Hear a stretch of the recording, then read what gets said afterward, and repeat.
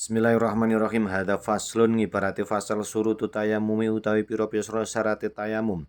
Iku ngesyaratun ana 10 dirupani 10 ayakuna suwijine yen to ana apa oleh tayamum. Ana iku biturobin tetep kelawan lebu. Wa ayakuna lan yen to ana apa aturabu lebu ana iku tahiron suci. Wa alayakuna lan yen to ora ana apa turab ora ana iku musta'malan wis den enggo.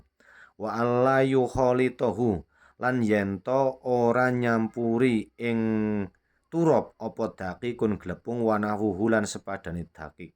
Wa ayak sidahu lan yento nejo sapa wong ing turab. Wa ayam sahalan yento ngusap sapa wong wajahu ing raine wong. Wayadaihi lan tangan lorone wong oleh ngusap bidor bata ini kelawan rong pukulan.